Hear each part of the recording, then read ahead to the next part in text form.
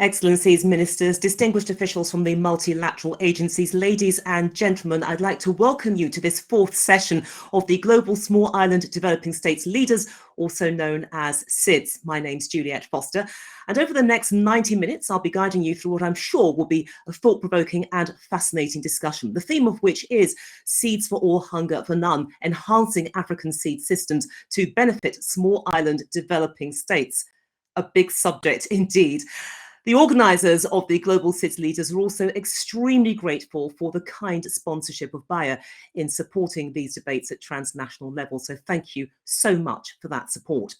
Now, let's go into the past to take a look at the genesis of this debate. It goes all the way back to 1996, the year of the UN World Food Summit, and that declaration which underlined that universal food security can only exist when everyone has permanent physical and economic access to safe, nutritious food that meets their dietary needs and preferences. An ambition that was set to be reached by 2015 and which was further enshrined in the 2030 Sustainable Development Goals. Now, the ambition of the Sustainable Development Goal number 2 is very specific because it focuses on ending hunger, achieving food security, and improving nutrition, as well as promoting sustainable farming. But whilst zero hunger is a universally accepted aspiration, it is fair to say that time is running out. Sub-Saharan Africa is not on track to meet its target of eradicating all forms of hunger and malnutrition by 2030. The numbers really speak for themselves. Let's take a look at the most recent estimates from 2019, which reports that almost 690 million people, and we're talking here about nearly 9% of the global population, remain undernourished. Now, for small island developing states like the Sub-Saharan African mainland, numbers like this really bring into focus their severe vulnerabilities and food security risks. And of course, it is a situation that has been accentuated by two other key factors, namely climate change and, of course, the COVID-19 pandemic, all of which begs the questions, how do you reverse these dangers? Well, fostering increased access to nutritious food via plant-based innovations, allowing farmers to access new varieties of high-quality climate-adaptive seeds, well, that is one solution. But rolling out these techniques requires cultivation on a scale that is both affordable and manageable. Again, climate change, which I referred to earlier, has an impact with its unpredictable weather patterns, and it challenges both existing cultivation season cycles and, of course, the knowledge of local indigenous farmers. But as this debate will demonstrate, solutions that were pioneered in Africa could be adapted to the particular topographical characteristics and soil compositions of small islands. Mobile technologies, for instance, along with remote sensing services and distributed computing, are improving the access of smallholder farmers to information, techniques, and markets. But how far can they go in tackling these challenges in addition to existing economic and capacity limitations already faced by vulnerable nations? And what about the cost? It's all very well to talk about technology, but who should foot the bill for installing these new innovations? And the question must also be asked, is it possible to design climate-smart seed policies that are sensitive to different soil compositions and farming systems, and which at the same time are capable of delivering socially fair and beneficial outcomes to vulnerable communities, such as those in small island states? So there's plenty for us to consider, and they're just some of the issues that will be examined by our distinguished panel of experts. Let me give you an idea of what's going to happen. Each panelist will give a 5-minute speech, although having said that, there is room for a little bit of leeway on that. And afterwards, or rather during these speeches, they're going to outline their particular position, and after which I will ask them a question. And then, of course, we will come to a more general selection of questions at the end of this first set. So much is happening, plenty of ground to cover. All of that for later, but let's focus now by hearing some opening words of welcome from His Excellency David Doyle. Now, he is the Ambassador of St. Kitts and Nevis to UNESCO. He's also the co-founding partner with Ambassador Jean-Paul Carteron of the Solomon Islands of the GSL initiative. Thank you, Juliette. Excellencies, distinguished speakers, ladies and gentlemen, I welcome you to this Global SIDS Leaders event devoted to SIDS for All, hunger for none, and perhaps importantly, its implications for small island developing states, known under the acronym of SIDS. Now, this is the fourth such event, bringing together leading experts from the UN family of organizations across the globe, multilateral and bilateral donors and countries, prominent research institutions, and of course, ministers from the small islands themselves to debate critical strategic issues of importance to the future sustainability of small island developing states. The genesis of this Global SIDS Leaders initiative was driven by the need in a very increasingly multipolar world to raise the profile of small island developing states on the international agenda. The objective is to secure a better understanding of the small islands' specific challenges, build mutual support at key transnational and regional negotiations, whether it's addressing the destructive nature of climate change or combating the spread of COVID, managing indebtedness, or as the topic of today's event explores, developing innovative agricultural technologies to meet the particular needs of small island developing states. Now, small island developing states represent something like 38 independent sovereign states scattered indeed across the globe, from the Caribbean to the Atlantic Ocean, from the Pacific to the Indian Ocean, representing 20% of the UN membership. Now, whilst we are very proud of the fact we have 20% of the UN membership, or 1/5 if you like, SIDS' remoteness, size, limited institutional capacity sometimes results in many of these islands, if not all of them, facing particular challenges in getting their collective voices heard at bilateral and multilateral level discussions. It was with this ambition in mind that my partner in this particular initiative, Ambassador Jean-Paul Carteron of the Solomon Islands, we instigated the Global SIDS Leaders Initiative to give a more assertive voice to SIDS at transnational level. Ultimately, it's through important and timely debates of this nature, such as today, on the development of new seeds technology being pioneered in Africa with potential for small island developing states, that we seek to inscribe the small island strengths, opportunities, risks, and weaknesses on the global development agenda, and also allow SIDS to become essentially an integral part also of identifying the solutions.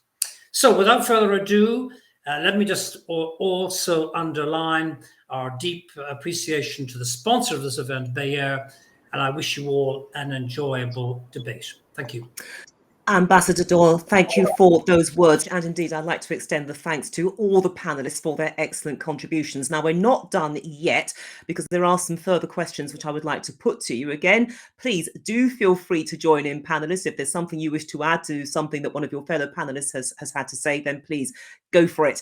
Now, I want to start by putting the opening question, in fact, to Ambassador Doyle, rather fitting, in fact, because you started things. So this is now your chance to come back into the conversation. But look, overall, from what you've heard and from what you see on the front line, what is it that small island developing states can learn from sub-Saharan Africa about food security solutions and seed distribution? And just another add-on to that, have we now reached the stage where we recognize that food and water security are one of the same, well, the one side of the same coin, basically? You cannot treat them individually.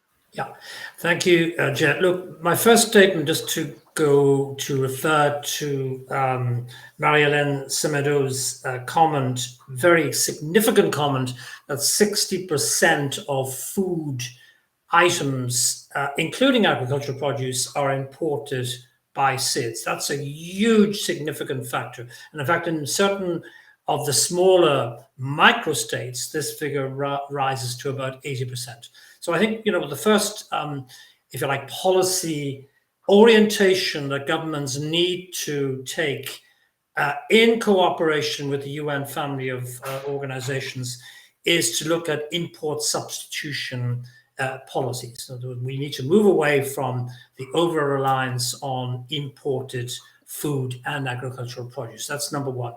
The second, I think, critical question, and it can't be emphasized enough, is the importance and the necessity of food, water, and ecosystems not being viewed as separate entities in terms of dealing with and addressing these issues. They are treated too often in a silo fashion, which means that we have less than optimal solutions that only address food or agricultural produce, regardless of how innovative the seed technology that we are developing is going to be.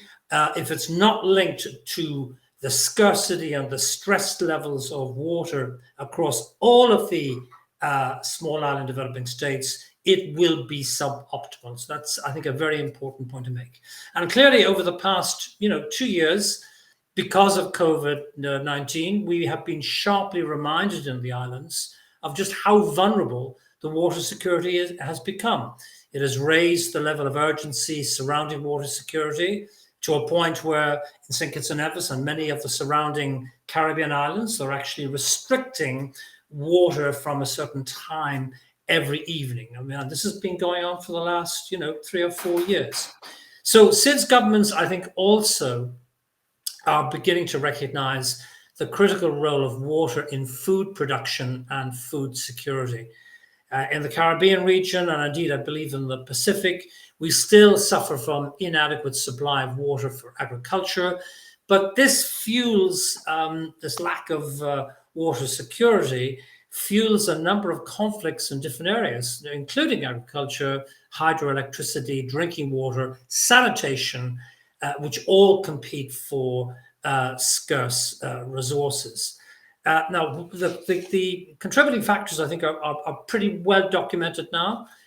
We know that the sea level rises that are so indelibly associated with island states leads to saltwater intrusion into coastal aquifers. It also affects groundwater quality, and more importantly, it contributes to contamination, which is actually very high.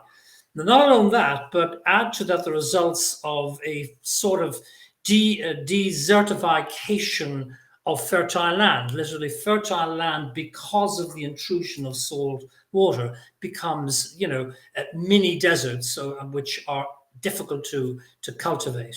Now, going forward, you've asked the question, what should we be doing? Well, there are a couple of things we could be doing. One, we could be looking with the FAO, but also with other UN family organizations that are associated with water, UNDP, UNEP, UNESCO, the WMO, to mention but a few, in looking at ways of improving water use efficiency in supporting agriculture through things like drip irrigation, irrigation scheduling, rotational grazing, water harvesting, rain catchment systems. This is not rocket science. The techniques exist, but we need to work together to do this. And desalinization is another important, I think, area. But sadly, it's only a partial solution because it's hugely expensive, and actually 90% of the desalinization capacity exists only in high income countries going forward. But my final, I think, message is this: not alone do we need to heighten the importance of the Sustainable Development Goal number 2 that you've mentioned, Juliette, relating to eliminating hunger, but also the Sustainable Development Goal number 6, which raises the question of access to water and clean water and sanitation. The two need to be intertwined, interlinked, to find optimal solutions going forward. Thank you. Okay, thank you very much for that. So really, we need to end the silo system if we're to actually achieve the goal of the 2030 Sustainable Development Goal that we referenced at the beginning. But again, I want to throw this point out to everybody, because look, one of the things that we have talked about is learning. Yeah. And given that, I want to reference Asia. In fact, one of our speakers did reference Asia earlier. And I want to look at Asian vegetable production and consumption, because it increased during the 1990s, or really from the 1990s, because you had a huge seed industry working hand in hand with the private sector. So what are the lessons that small island developing states can actually take from the Asian experience? Peter Canaria, can I throw that to you first and then get the response of other panel members if they wish to contribute? Yes, I think for us in the Pacific, we very much follow closely the developments in Asia, and as much as possible try to emulate where we can. But I think context is very important as well. There are some great ideas that are implementable in Asia, but are a bit difficult to do in a small island setting as well. So the tailoring and the contextualizing is very important. And when we talk about private sector, in many small islands, it's really almost non-existent. It's a very small hold of farmers trying to survive, many of them, and then the surplus they try to sell in the local markets. So it's the whole imagery shifts a little bit when we start talking about SIDS challenges when it comes to that. But of course the ideas that are there can be tailored, I think, in terms of adopted and then to the settings for small islands. Yeah. Great, thank you so much for that. And can I get the response of you, Justin? I mean, look, because I'm sure that in your work, people say, well, let's learn from Asia. I'm sure there are things that we can take from their experience to replicate a similar result. I mean, what's your take on this, again, as someone in the front line? Yeah, let me say that in the tropical area, there are some crops, some species for which we cannot produce seed, like carrot, cabbage. So that implies we have to import it from the other area. Two, the small island, maybe at the exception of Madagascar, which is very big. I'm from Madagascar. The topography is a big problem, and then the availability of the arable land. So I would say producing a seed so this is not really making sense, but production of vegetable for consumption is very good because you can do it anywhere, even a pot. So for me, it's good to learn from Asia, but take into consideration the reality in those small islands. Thank you. Thank you very much. And Mario Alvelo, would you care to add to that? Of course. I will go back to what was said before about the solutions. FAO, among other UN agencies, look at what's happening on the ground. We spoke about the Solomon Islands, and now we're talking about Madagascar. There is a number of solutions that in many Asian countries, like you said, Juliette, have been put in place, and we can all learn from there. There are adjustments that need to be made in terms of the appropriateness of climate and the cultural the cultural imperatives of production, the soils, the precipitation, and so on. But one thing that I have learned in my tenure as a representative to the UN in Rome, to very technical organizations, having to read some of the papers, which to non-agronomists like myself, sometimes they may be a bit boring or somewhat arid. But in the end, in listening to all these discussions, one learns something. And that is that there are good practices in place. There are countries that are making the most. We heard about the Rwanda earlier from Ambassador Sacco. It is a success story. The private sector, and I mentioned Bayer again, is supporting a number of initiatives. The civil society is shining a light on this. Farmers associations, gender issues, youth are being all brought in together, and we are finding solutions. The important thing is to know what's going on in the ground, and also the knowledge on how to replicate this so that the yields augment, so that these best practices can be implemented in as many places as possible as we continue onwards in the fight against hunger and malnutrition. And let's continue with the theme of partnerships. We talked a great deal about that because we know that for a partnership to succeed, it's not just finding the right people to work for. It's also important that smallholder farmers are actually included and not sidelined in the agricultural narrative. I can try to take that, Go for it, Juliette. Mark. I would just say that, first of all, we always have to start with the farmer in mind and say, what are the challenges that they face and what are the problems we're trying to solve? And it's those farmers' challenges that we're facing, whether it's a disease, whether it's low quality seed.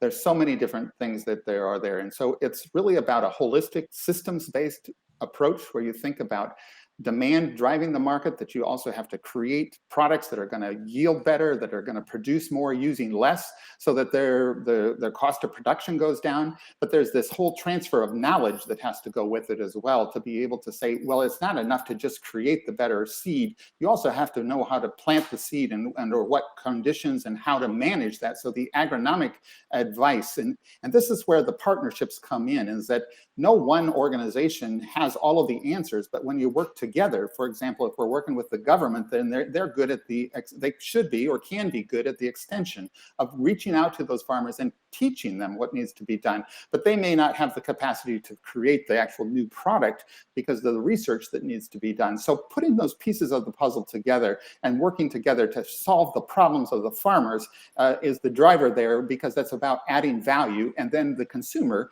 at the end will also get the better value because they're going to get a better product at the end. So try to put all of those systems together. The challenge is where to start and how to get it going, but it is definitely possible, and we have many examples where it is working.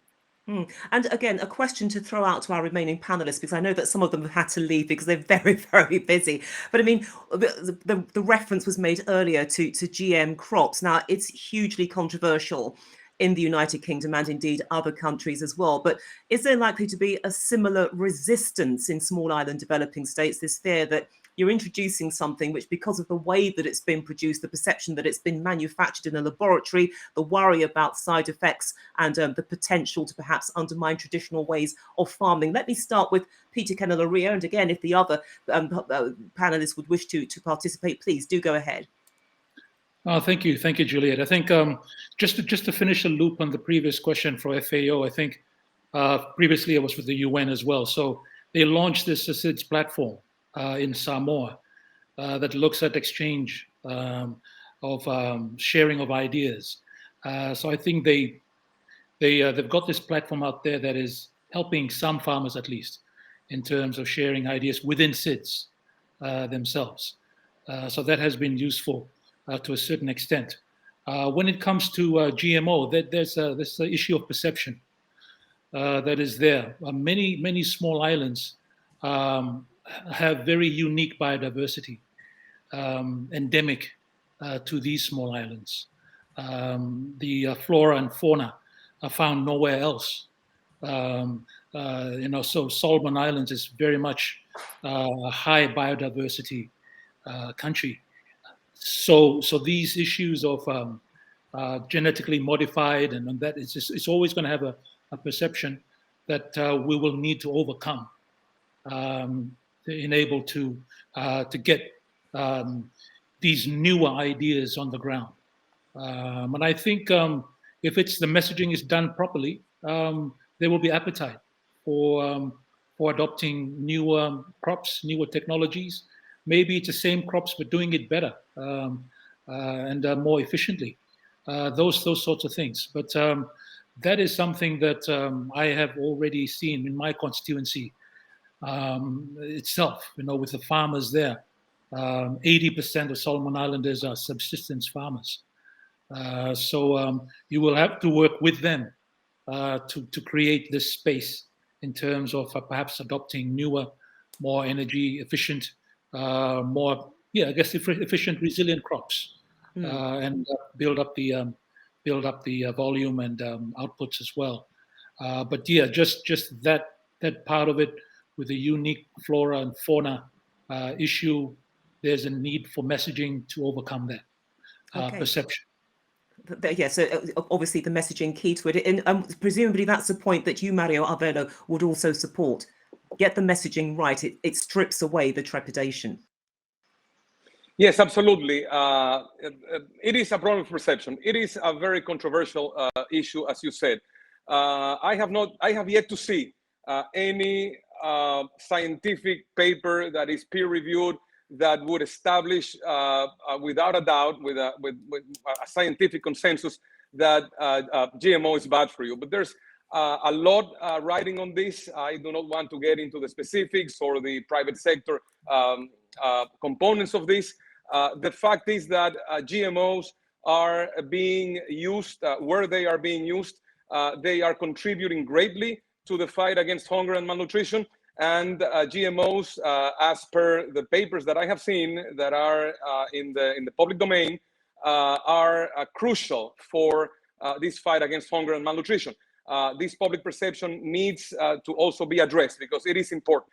In that same manner, the preferences of the consumer need to be respected.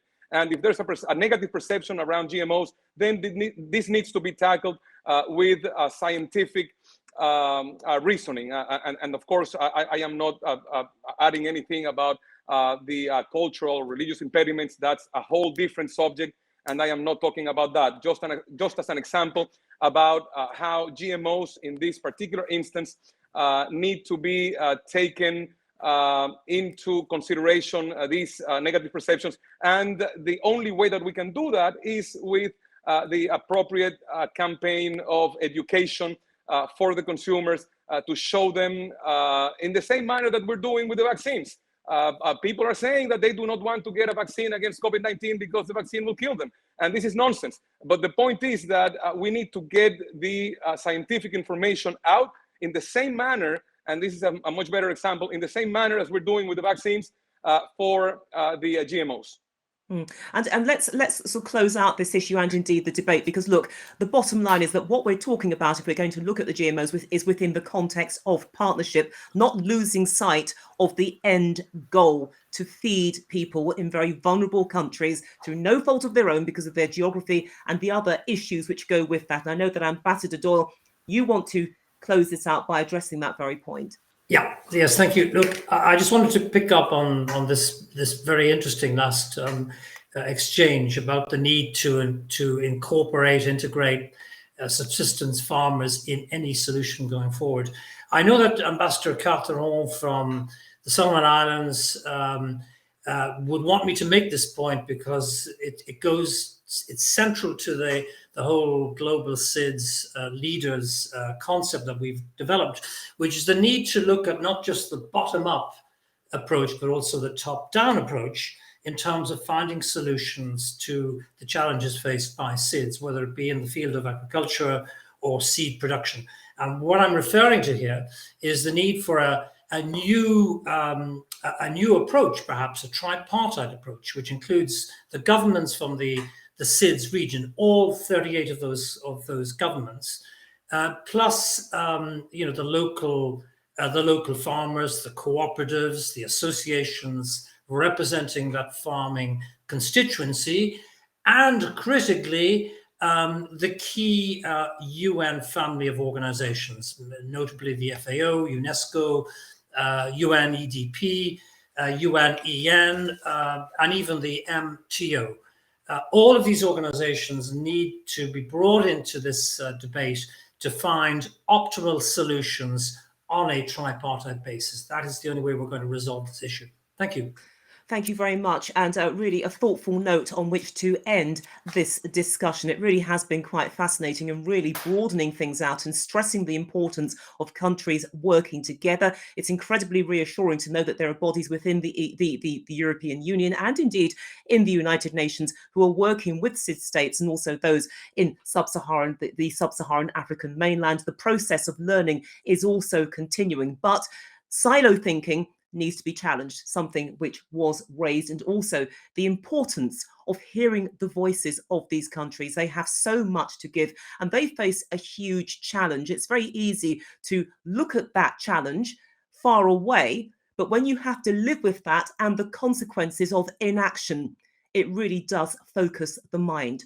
So thank you so much for those of you who have taken part in today's discussion. We appreciate your contribution and we look forward to seeing you, hearing from you again in the not too distant future. Because remember, the small island developing states, this is their time. Their voices are being heard. It's time for all of us to listen and to work together. Thank you.